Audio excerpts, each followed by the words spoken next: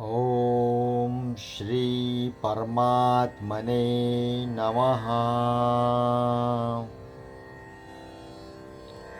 हे कृष्ण करुणा सिंधु दीनबंधु जगतपते गोपेश गोपिका कांत राधा कांत नमस्तुते।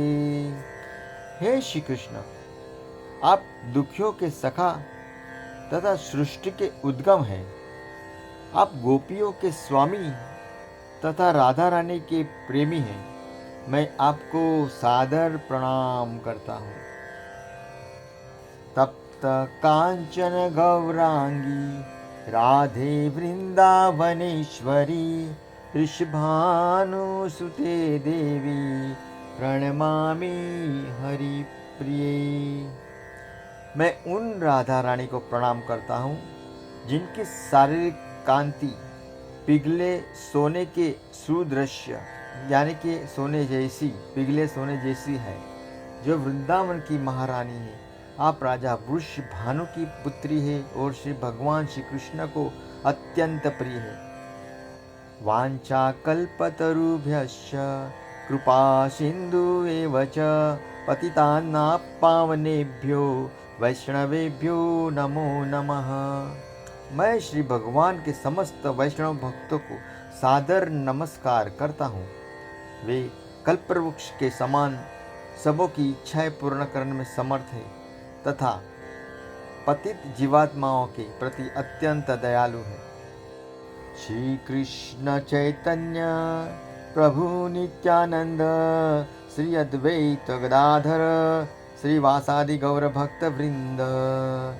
मैं कृष्ण चैतन्य प्रभु नित्यानंद श्री अद्वैत गदाधर श्रीवासादि आदि समस्त भक्तों को सादर प्रणाम करता हूँ। हरे कृष्णा कृष्ण कृष्ण हरे हरे, हरे राम राम राम हरे हरे।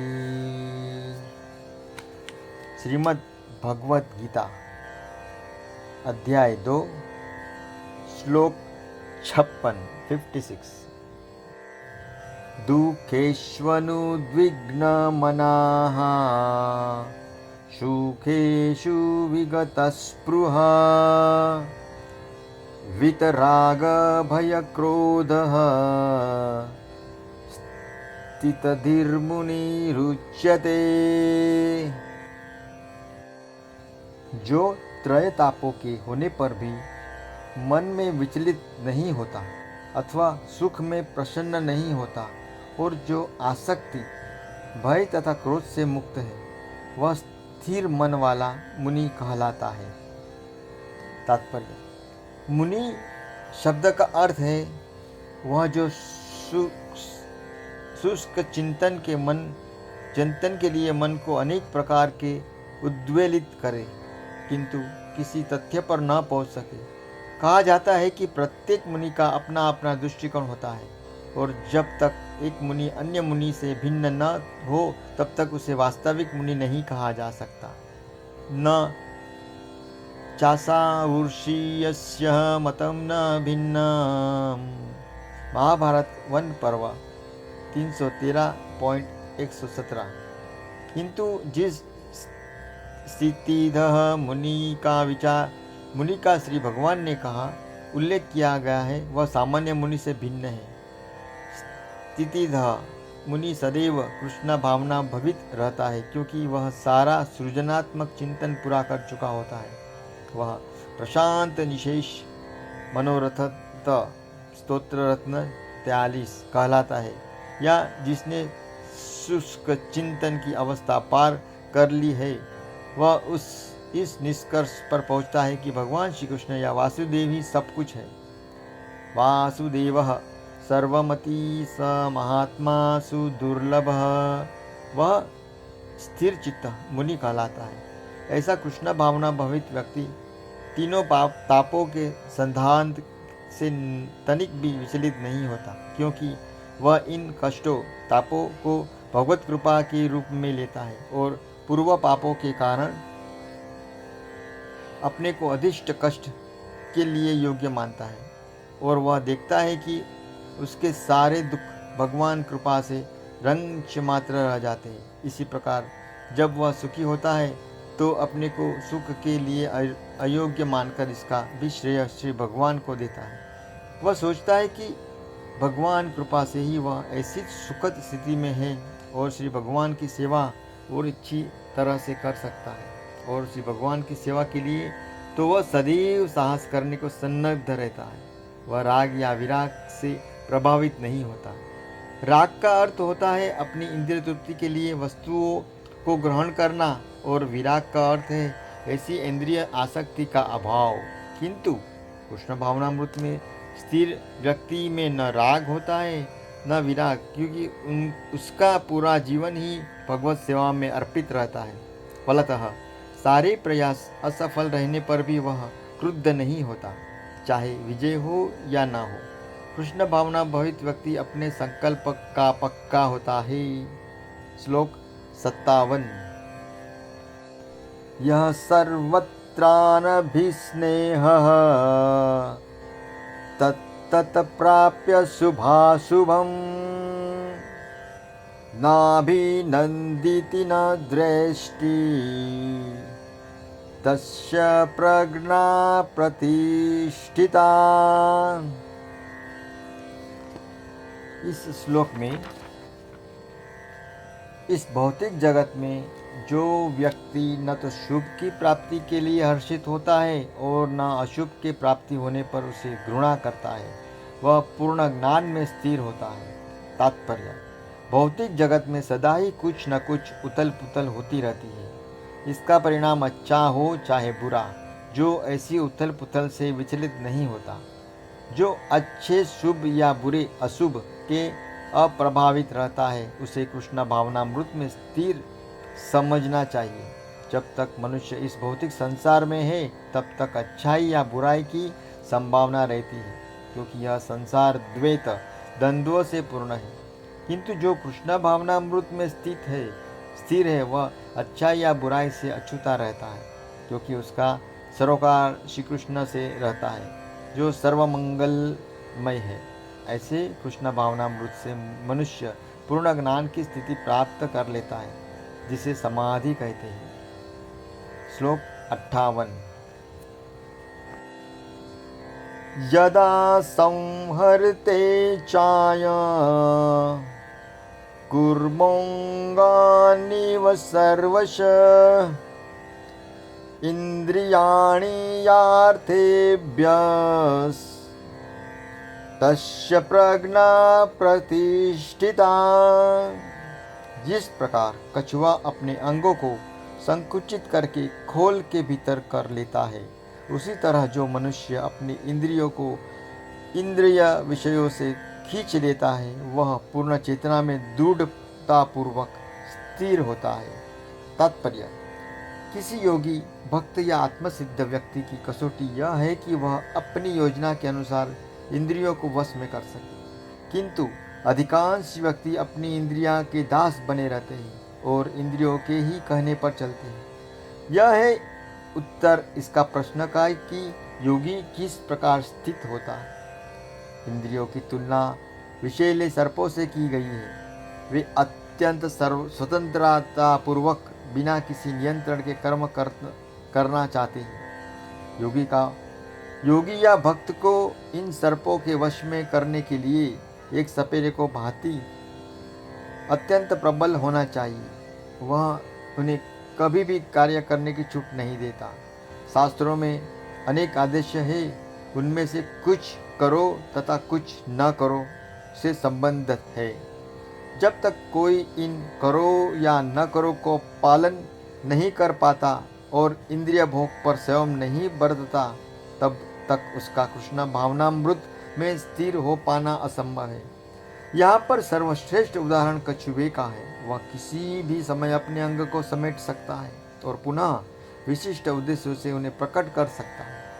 इसी प्रकार कृष्ण भावना भवित व्यक्तियों की इंद्रियां भी केवल श्री भगवान की विशिष्ट सेवा के लिए काम आती है, अन्यथा उनका संकोच कर लिया जाता है। अर्जुन को उपदेश दिया जा रहा है कि वह अपनी इंद्रिया को आत्मसंतुष्टि में न करके श्री भगवान की सेवा में लगाए। अपनी इंद्रियों को सदैव श्री भगवान की सेवा में लगाए रखना कुरुमा द्वारा प्रस्तुत दृष्टांत के अनुरूप है, जो अपनी इंद्रियों को समेट रखता है। श्लोक 59 विषया विनिवर्तन्ते निराहारस्य देहिनां रसवर्ज्यरसोऽप्यस्य परम दृष्टा निवर्तते। देहधारी जीव इंद्रिय भोग से भले ही निवृत्त हो जाए, पर उसमें इंद्रिय भोग की इच्छा बनी रहती है। लेकिन उत्तम रस के अनुभव होने से ऐसे कार्यों को बंद करने पर वह भक्ति में स्थिर हो जाता है। तात्पर्य, जब तक कोई अध्यात्म को प्राप्त न हो, जब तक इंद्रिय भोग से विरत होना असंभव है। विधि विधानों द्वारा इंद्रिय भोग का संयमित करने की विधि वैसे ही है जैसे किसी रोगी के किसी भोज्य पदार्थ खाने पर प्रतिबंध लगाना, किंतु इससे रोगी की न तो भोजन की प्रीति रुचि समाप्त होती है और न वह ऐसा प्रतिबंध लगाया जाना चाहता है।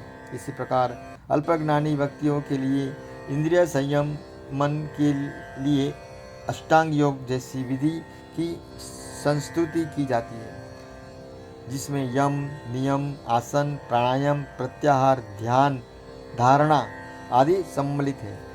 किंतु जिसने कृष्ण भावनामृत के पथ पर प्रगति के क्रम में परमेश्वर श्री कृष्ण के सौंदर्य का रस स्वादन कर लिया है, उसे जड़ भौतिक वस्तुओं में कोई रुचि नहीं रह जाती। अतः आध्यात्मिक जीवन में ये सारे प्रतिबंध अल्पज्ञानी नव दीक्षितों के लिए है। ऐसे प्रतिबंध तभी तक ठीक है जब तक कृष्ण भावनामृत में रुचि जागृत नहीं हो जाती, और जब वास्तव में रुचि जग जाती है तो मनुष्य में स्वतः ऐसी वस्तुओं के प्रति अरुचि उत्पन्न हो जाती है। श्लोक 60 यततोऽपि कौन्तेय पुरुषस्य विपश्चितः इंद्रियाणि प्रमाथीनि हरन्ति प्रसभं मनः।